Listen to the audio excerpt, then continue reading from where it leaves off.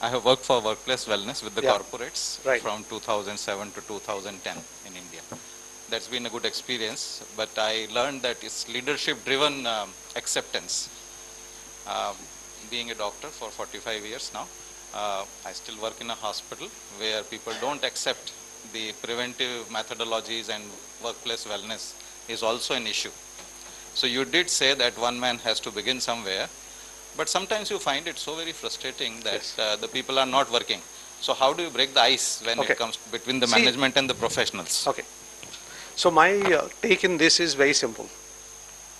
You do what you have to do. You can not force them to drink water. So even if you get 10 out of 100, like we Heartfulness do these programs regularly, out of probably 200 sitting, 10 may take it up. I take that 10, I'm happy with it. Because that 10 will propagate it.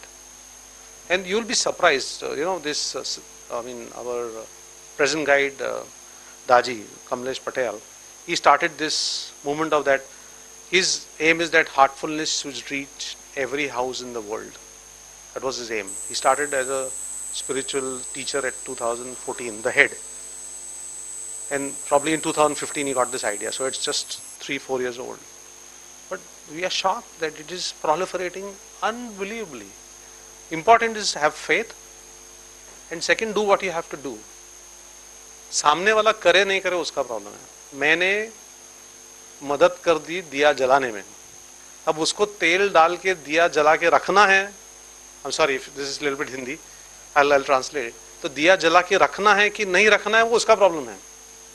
मेरा काम है कि दिया जला देना है उनके लिए, और उनको अगर मदद चाहिए तो हम मदद देते रहेंगे. But that is the way to work. It has to be, give it, it will proliferate. And faith. So what I was trying to say, that you can ignite a lamp but you can't keep putting oil.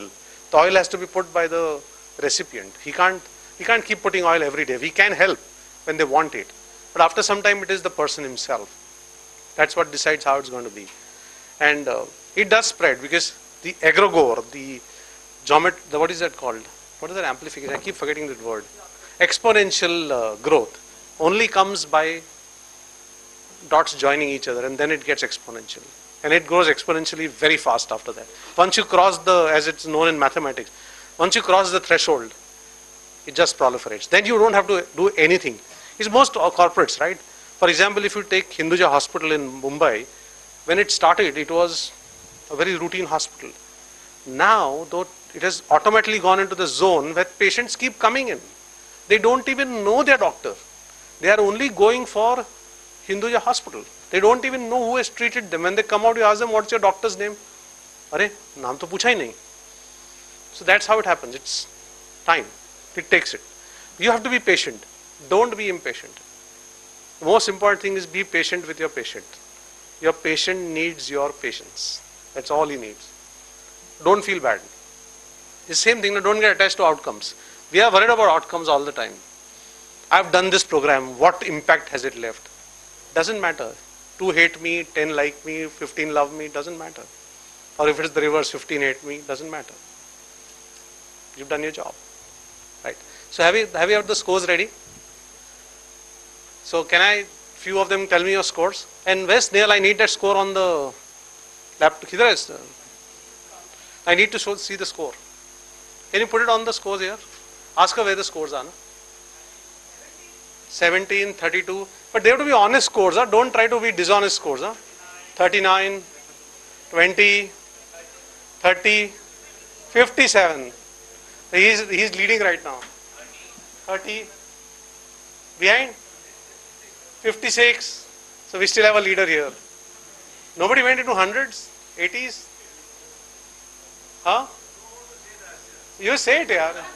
That's the fun of this game. Okay, Snail, I need the score on the board. Quickly. Tara, where's the score?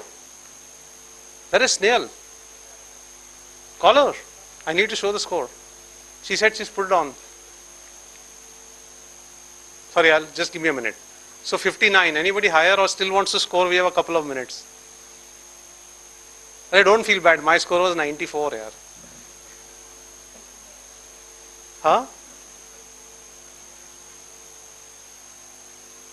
Yaar, Tara, तेरे पास नहीं है क्या?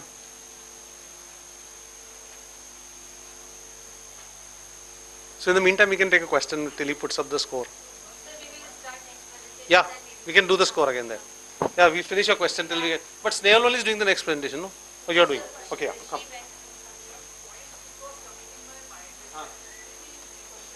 Sure.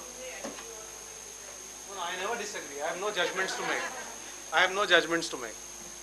Tell me. Come, Pari. Yeah. There's no doubt about that. That's what I showed you yesterday. The EQ, RQ, were you there? That's where the excellence comes from there. Absolutely, you're right. Sure. We'll come for sure. Absolutely, you can continue as long as they allow. Okay. Because I also think and then only I can speak, right? So, and next point, so, yeah, no, if I give permission then only, otherwise it's okay, sir. So, one thing I was telling that if you use your heart in all your tasks, then it may lead to excellence. And second thing is that can you relate quality with that? Quality can also be, because see these all things are more or less interdependent. So all I was saying that you may also strengthen my thinking. Never feel bad being soft. You have the male has to be hard. Don't feel bad that you're soft. Don't feel bad with that. Please stop worrying about that. As a male, not for that sorry. Sorry to interrupt, sir, but we are running out of time. Yeah. Thank you, sir, for your great words of wisdom. I would now welcome Dr. Pariplavi to deliver the session on empathy in healthcare.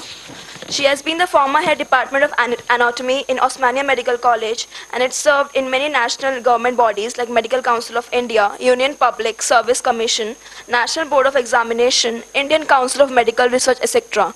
She is CME faculty, Heartfulness Foundation Institute, India Division. I welcome a ma'am to please address the gathering. Thank you, sir. Good morning, everyone. Good morning. Well, that's nice. It really is a good morning, wonderful morning. So, after that very interesting topic and very, excellent delivery by Harish, he set the benchmark so high, I hope I can, meet or come close to it. Yes. And the topic we're going to discuss now is an extension of what he spoke about, and that is empathy.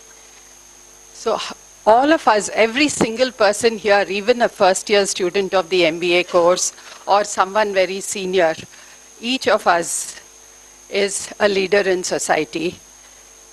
Each of us has a very large field of influence. It just keeps getting bigger and bigger. It doesn't matter whether we are doctors or not, whether we are management graduates or not. We are each of us involved in different aspects of healthcare delivery. Every educated person in India, anywhere in the world, but especially so in India, every educated person, every aware person is a leader and has a very large sphere of influence. And how do we improve that leadership capacity within us? So let's have a look at empathetic leadership. So we'll be looking at what empathetic leadership is and how it applies to healthcare providers, the impact that it has on when we lead with the heart on the entire healthcare system, and let us explore strategies for developing leadership qualities that promote empathy. What is empathy? Why is it important? What is the influence it has? And how can we improve that within ourselves and in the delivery of healthcare? So this is the program flow. Now imagine yourself in different situations. Harish was talking, you know. He had spent weeks, months of sleepless nights, all of us, most of us. I mean, I was a victim of chronic insomnia. So I'm tired. A doctor's entering the OP. I just need to rest, and here I have a call. Oh, my boss has called me. She's going, we saw the video earlier about, different people in the hospital. Each person is undergoing their own story, living out their own story. Now, this is the doctor side of the story. Imagine yourself in any one of these situations. And, oh, this patient is so ill, I wish I could do something for him. I wish I could do something for the family. What is going to happen to this family if something happens to this patient? Such a bombardment of, thoughts and feelings inside the doctor. Now, on the other side of the bench, here is the patient story. We saw the list of this earlier. This is just an extension of that. Now, the foundation for the doctor-patient relationship, the path towards assuring wellness for everyone is that of empathy. And that is the Hippocratic Oath. May I always act so as to preserve the finest traditions of my calling, and may I long experience the joy of healing those who seek my help. So Harish had explained the differences between treating and healing, and the Hippocratic Oath, which we are all supposed to take when we graduate, and the modification which has developed as a consequence of today's situation. May I look after myself before I am able to look after others, because I recognize the importance of looking after myself as I am a tool, an instrument for the welfare of others. And that is what we are going to look at today. How do I keep myself fit as an instrument, as a tool of wellness for the people who come in contact with me? Now, this is from all the youngsters. Who sees movies? Avatar. Yeah. Shahelo is a Navi word. That is the beings there, meaning a bond, a neuronal connection. Now, all of us are familiar with this picture or what it means. It's the mother-child bonding. And what is the hormone that is important in this? We've all been taught, yes? Oxytocin, yes. It is the biggest bonding hormone secreted in the body. And earlier we thought it was just between the mother and the child, but current research shows us that it is secreted in everyone. It is secreted at other times of the life in the female. It is secreted even in the male. And during times of bonding, it leads to further bonding. When you're having a good relationship with your spouse, with your girlfriend, boyfriend, with your child, with your neighbor, right now, between all of us gathered over here, there is an enormous amount of oxytocin being secreted within all of us. If someone had, we just don't have the tools of measuring immediately, but there is a free-flowing oxytocin amongst us. So oxytocin is the bonding hormone. It is the hormone for good contact with the mother. Is that your child over there? A child who has yearned for contact, not got it from the mother, is anxious, and not got anything at all gets avoidant. What's happening?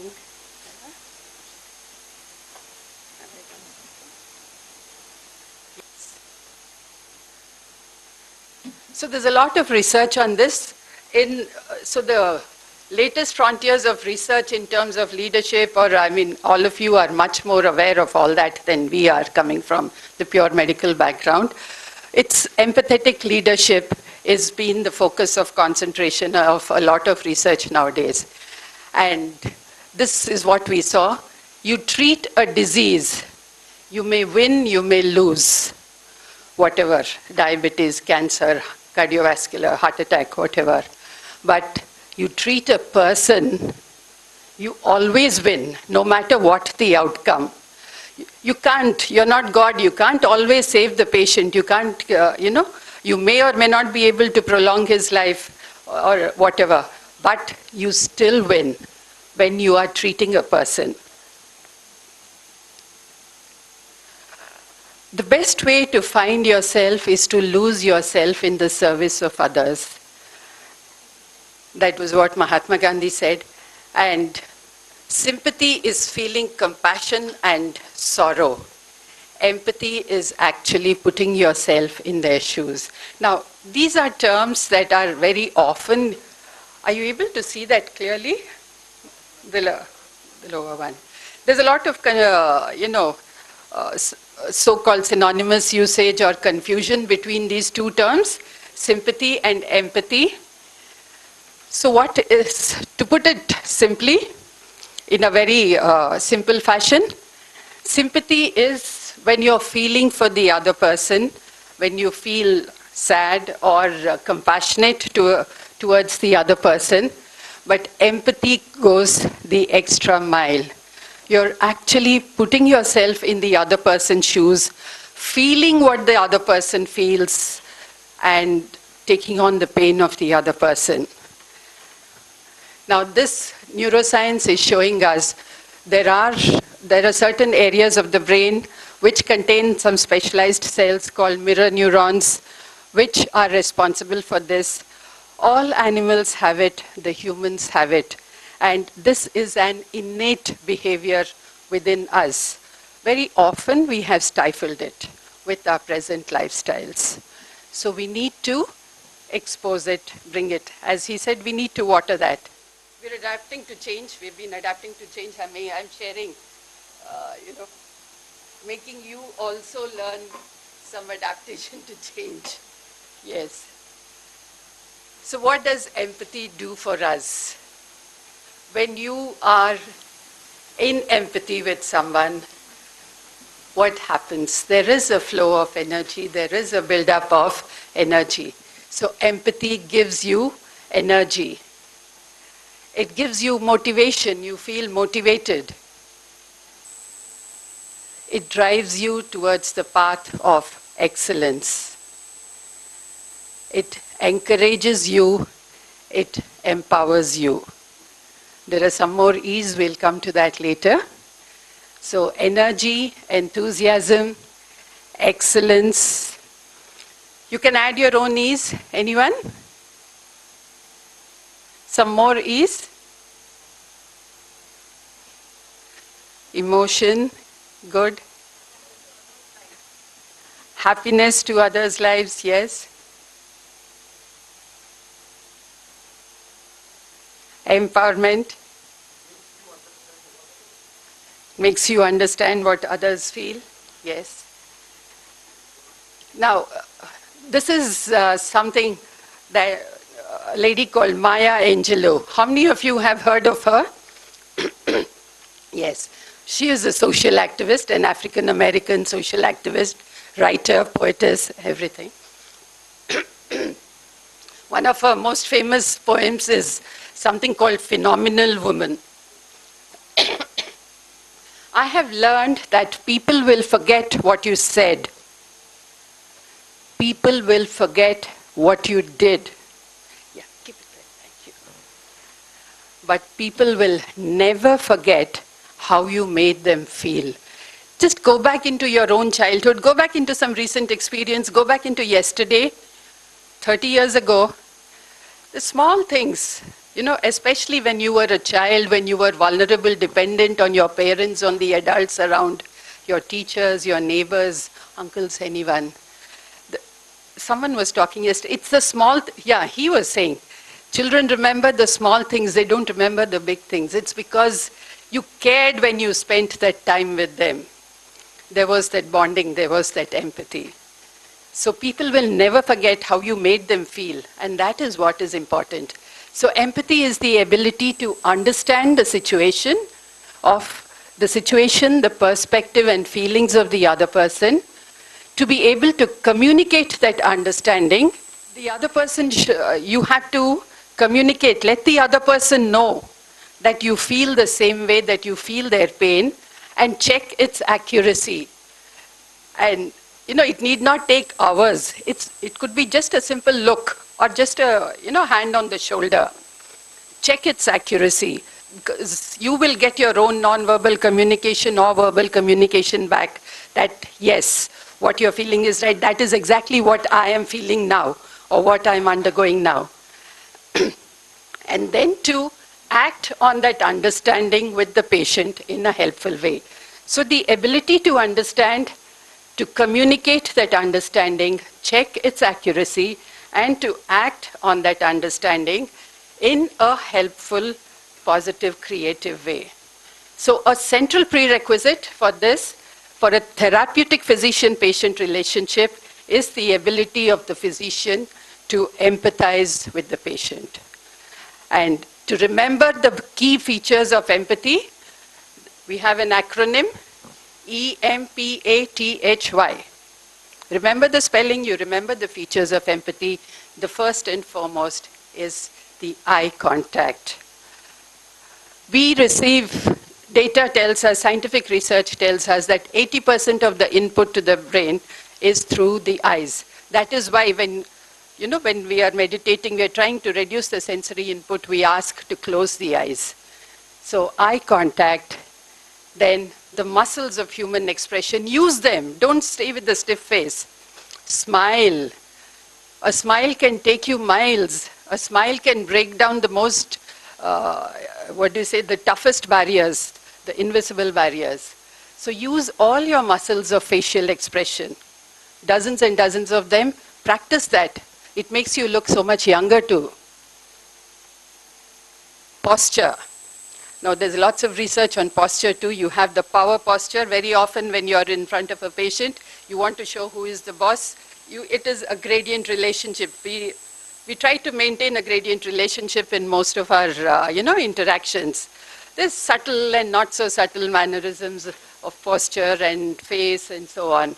So we have to cultivate. For lack of time, I've been, we've got restricted time, so we'll just run through the things. Please go and read up about it, and we can discuss outside over tea. So posture, affect. What is affect? Affect is the emotional component of any activity or event or interaction, communication.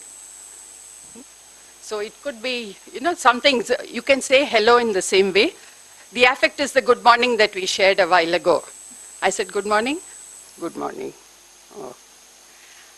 Then the second time, the affect that I got from the second good morning was wonderful. So that is the affect, the emotion, the sentiment that goes with any speech or any form of communication. You remember the affect, that is what you feel. So create an experience. The tone of voice.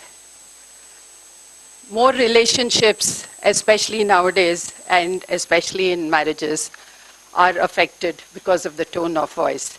Men do not react to the tone of voice. Men react to the content of a statement.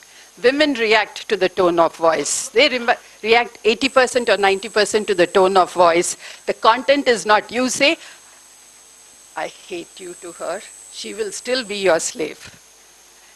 The tone in which you say the other things, that is more important. So, let us be careful of the tone that we use. Hearing. There are different components of communication. So what is the first step in communication? Listening. That all over, we are poor in communication because we do not listen. Indians especially lack the skill, all of us, me included. We don't listen. Even while we are listening, we are just waiting to talk. What do I have to say next to that? It's like a sparring, whatever. So learn to listen. It is a very important skill. It is a very difficult skill, because there it is, you have to hold so much back, and all kinds of chemicals are being secreted in your body while you're so. First you tolerate the other person, listening to the other person, then you accept, and then you actually learn to listen with your heart. So, yes, and that is it. And the you component, each of us is different. So be your true self. React from your inner core, and that is the you. The most radical act anyone can commit is to be happy. So be joyful. Go to your inner core from the essence, inner essence, with a sense of joy. When you interact with the other person, the effect is going to be different. So empathy is the lifeblood of relationships, the glue between lovers, the intangible force that makes us human.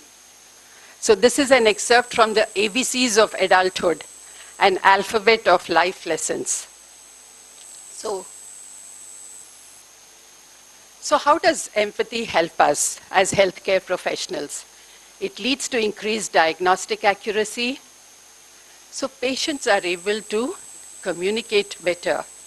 They know instinctively, because when you are empathetic, they know instinctively that you are feeling their pain, that, you are in sync with them.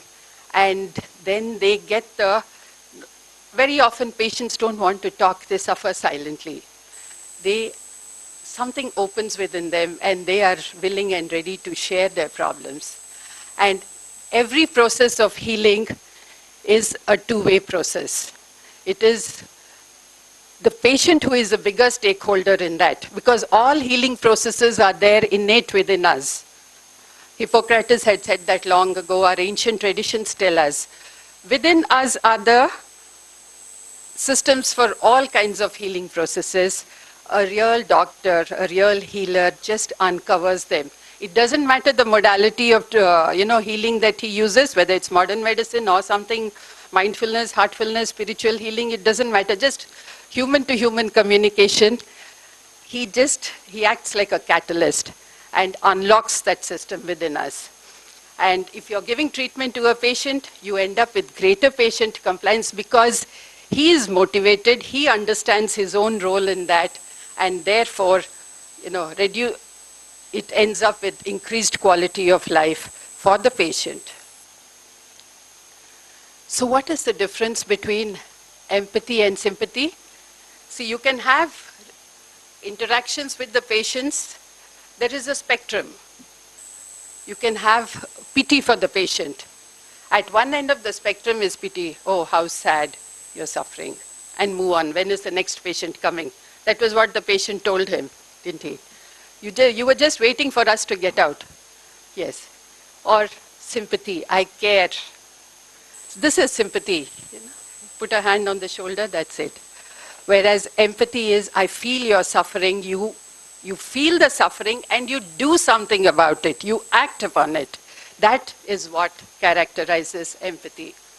When you're not able to do that, it stays at the sympathy level.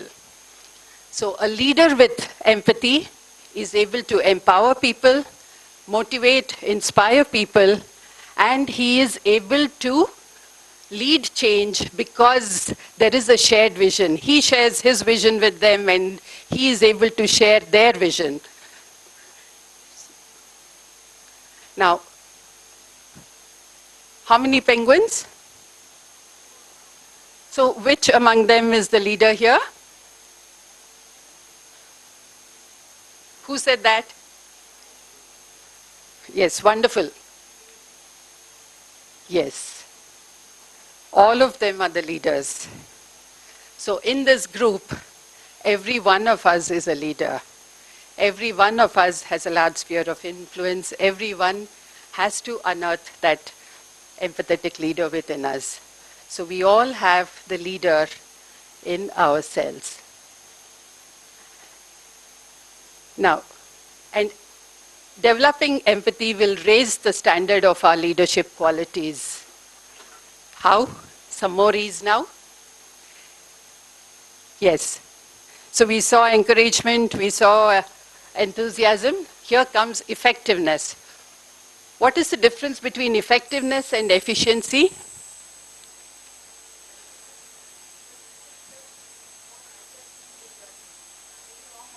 Doesn't matter, let's share.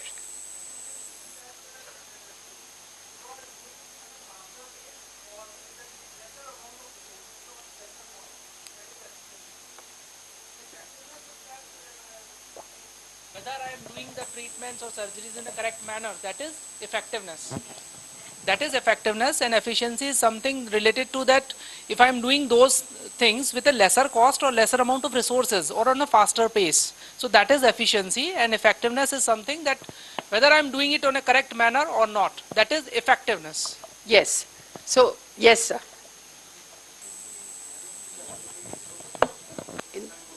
Yes. Yes. Effectiveness is aimed towards the end result. Efficiency is the most optimum utilization of that. So you want to go to a certain place, deciding where to go, deciding your goal, the correct target, that is effectiveness. Doing it in the quickest possible time with the least amount of resources is efficiency. Now, what happens through that? You end up with improving your situation, reaching your goals. And that is innovation, and also in leadership jargon nowadays, it's also called positive disruption. So effectiveness, efficiency, innovation. So this gathering that we are having is a symptom or is an end result of a lot of effectiveness, efficiency, and innovation or positive disruption. And yes. So can empathy be learned? Are we born with it? Is it a learned skill? Or is it some people have it and some people don't have it?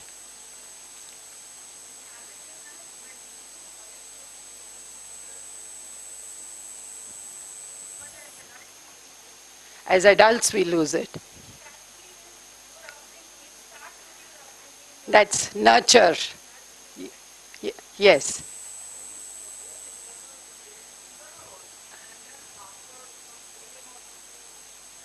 Yes. So nature and nurture. Yes. The people who as we told you, research tells us that it is there. Even animals have it. And even trees, plants have it. They weep, they cry, they are in pain when their neighboring tree or plant is in pain. So the people we surround ourselves with either raise or lower our standards. They either help us to become the best version of ourselves or encourage us to become lesser versions. So it's up to us. We all need people in our lives who raise our standards, remind us of our essential purpose, and challenge us to become the best versions of ourselves. So, and we need to surround ourselves with the positive people who motivate us to do the positive things and keep, that sustained motivation within us. Because all of us are human, our motivation levels go this way. So what are the tools? How do we cultivate that? First and foremost, to learn the skill of empathy, you need to learn to listen. Then we need to learn the skills of non-verbal communication. What is non-verbal communication? What is my non-verbal communication like? So one of the best things that you can do for yourself is record yourself when you're talking or a video. It's so easy, you just do it on the phone. Ask someone to do it or just place it on auto mode, you do it. And then you look at yourself, you see yourself as the other person is seeing you. That's your mirror for your non-verbal communication and also verbal communication. And develop the habit of taking a feedback. We are very lucky if we get feedback. Learn to ask for feedback, from friends and well-wishers. It doesn't matter even if they're not a well-wisher, they're giving you some feedback. Take it in, analyze it, and see what you can learn out of it. Being fully present to the other person. putting yourself in the shoes of the other. This we saw. Understand that there is no gradient in the relationship. We are all one, we are all equal. Don't put yourself on a pedestal and be patronizing. Learning to take on the other's perspectives. So empathy means, again we are repeating, moving from thinking to feeling. And you learn to manage yourself, you learn, and while you're doing that, you automatically, unconsciously, you learn to become a leader. He spoke of his experience. There was a change in him. And then he started influencing his patients more. They loved coming to him. Shifting from ambition to aspiration. What is the difference between ambition and aspiration?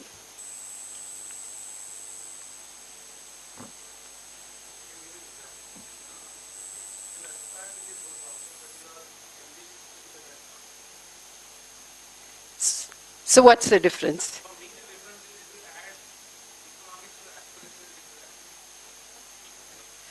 So ambition, yes? Anyone? Someone was saying something? Yeah. Yeah. Ambition is, when your fears, your desires, your ego come into that. It's for your outer. Aspiration is, for your inner, when you're walking the path of excellence. He wants to be a very good doctor, an excellent doctor. But he wants to be the best, the richest, the finest, with the biggest cars, the largest number of patients. He's in competition with others. So when you are in competition with others, that is ambition. When you are in competition with your own self, you are in competition with yourself. You want to be better today than what you were yesterday, and your target or your goal is to be better tomorrow than what you are today. You're walking on that line. That is aspiration. So you have a vision, and you define your goals, and you start walking towards those goals for that vision. So through meditation, through connecting with your heart, through developing that coherence within yourself, which is going to enable the coherence outside with the others, you walk the path of empathetic leadership. So you learn to lead with the heart. This is Dr. James R. Doty, one of the greatest leaders in mindfulness meditation.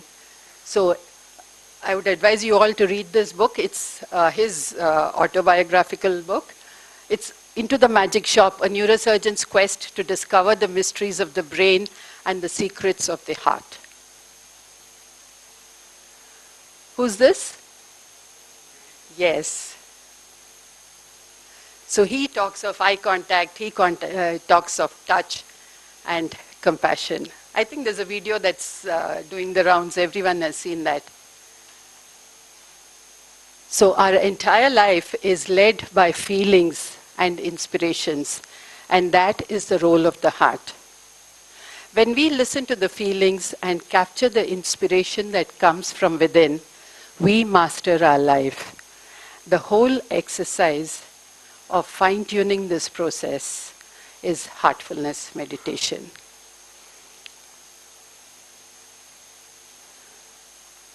Learning to live by the heart, the technique, that is heartfulness meditation. Swami Vivekananda had said, when in doubt, refer to the heart, not the head, because out of the heart comes wisdom and discrimination that the head can never have access to. It is the heart that guides the head and shows the correct path. So, how does heartfulness help? The techniques. All of us, so some of you have experienced the relaxation? No. So there are 4 techniques. One is relaxation. The other is meditation. Most of you would have experienced some form of meditation or the other.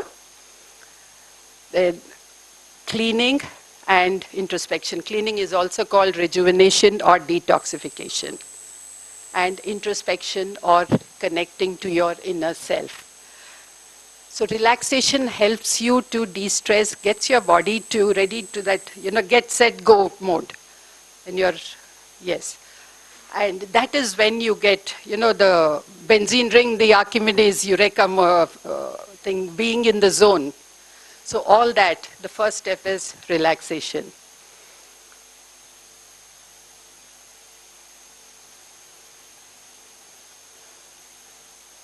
So meditation helps you.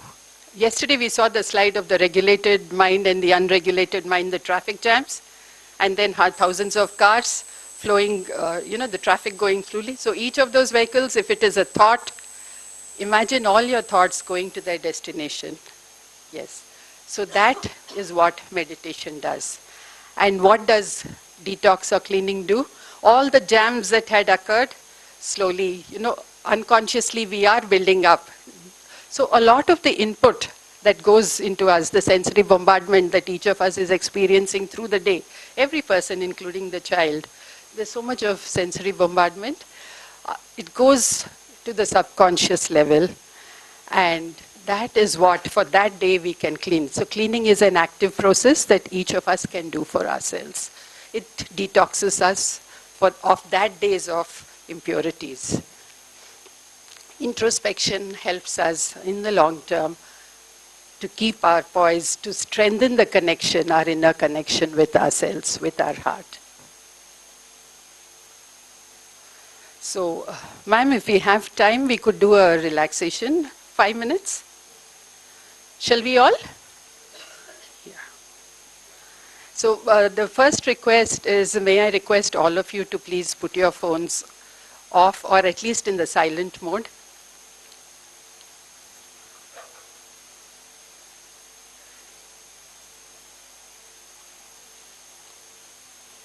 If you want, you can put your bags or something aside and maybe get your feet out of your shoes or slippers, if that is going to make you feel more comfortable.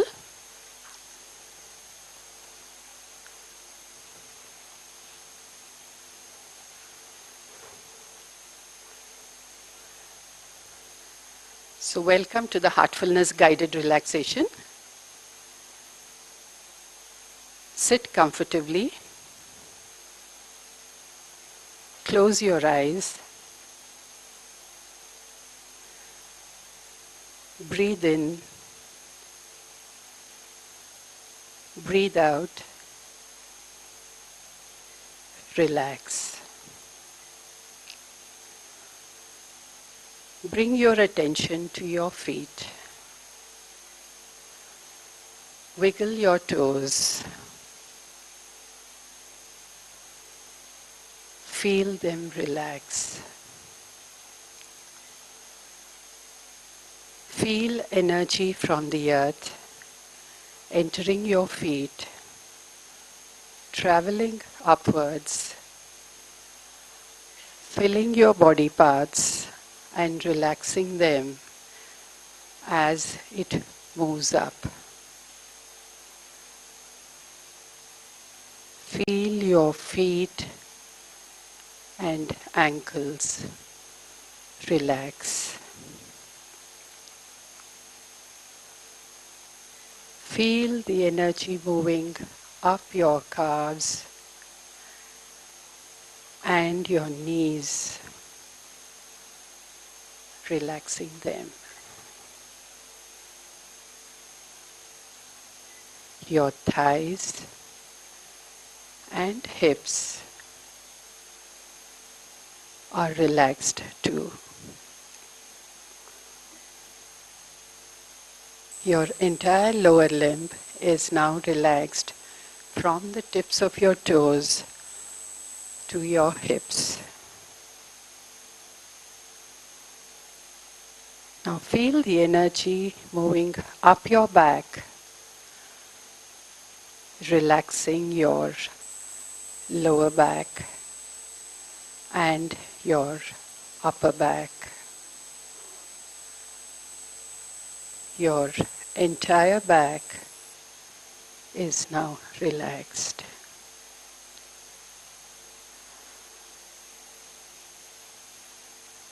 Feel your abdomen and chest relaxing. Feel the energy flowing down into your arms. Feel your shoulders relax and melting away. Your upper arms, elbows, lower arms, wrists, hands and fingers are all relaxed. Feel the energy oozing out of your fingers. Now bring your attention to your neck. Feel all tension leaving your neck muscles.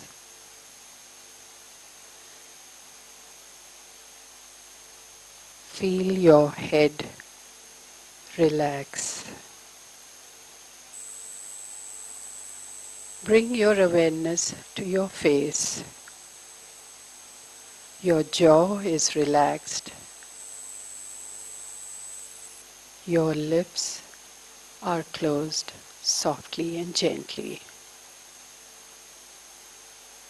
Your nose, cheeks, ears, and forehead are all relaxed. Your eyes are closed softly and gently. Your entire face is relaxed. Feel all tension leaving your mind. If you are feeling discomfort in any part of your body, you may scan your body, and if you feel discomfort, please revisit that part. Feel the healing energy filling that part, relaxing that part.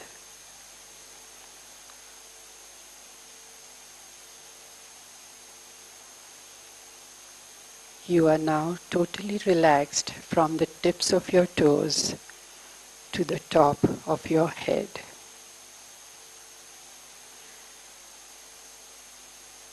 Now bring your awareness to your heart. Feel your heart relaxed. Enter into your heart and get absorbed in the light and love inside your heart.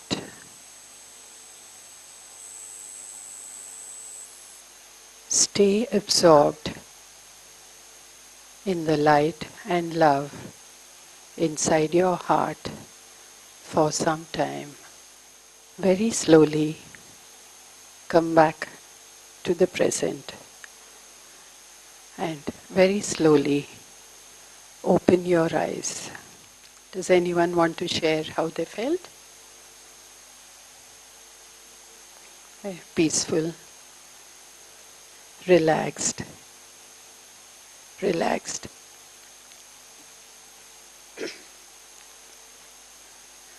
So this is the relaxation technique. It can be taught even to a child of 3 years of age, and they can do it for themselves, they can do it for all their family members. You can do it in any position, while you're sitting in a hall listening to a boring lecture, while you're traveling, any time of the day, any number of times. Relaxation is the next technique. That is for people 15 years and older. That's meditation. And we do a very simple meditation on the heart. We just make the thought that there is a source of light inside our heart, and we sit with eyes closed. So any extraneous thoughts that come, we ignore that or bring our attention back to the thought in the heart. But there are two unique features to heartfulness meditation. So because of which the first, he spoke of the 3 days. So there is something called a session. So you need 3 sessions on 3 consecutive days. 1 session on each day for about half an hour on 3 consecutive days. And then from the 4th day, the person can, the seeker or whoever wants to try, experiment, they can start meditation on their own. So it's a very simple technique. You don't have to do anything. You just sit with that trainer. Trainer comes in all sizes and shapes and colors and religious and cultural backgrounds. But, of course, only 2 genders. And there are about 10,000 trainers all over the globe in all the countries. So wherever you are, you could even go on the app and access a trainer. So technology for, health and wellness, that's an example. So today we saw what is empathy and how does it apply to healthcare providers. What is the impact that it has for our healthcare delivery, and how can we lead with the heart in the healthcare system. We experienced one tool. There are lots of other tools. And how does heartfulness help? Yeah. So empathy is seeing with the eyes of another, listening with the ears of another, feeling with the heart of another, because we learn to feel with our heart, because hearts communicate much better than minds do, much better even than bodies do. There is a lot of communication between every creature, not just between person to animals, person to non-life also. There's a lot of research on man-machine interaction also. So it's the heart that acts in all those interactions. So the last slogan, why all this? Because we need to heal ourselves before we heal others. And healing ourselves, we are healing others. So thank you all. So back to Harish, the feedback that he had asked for.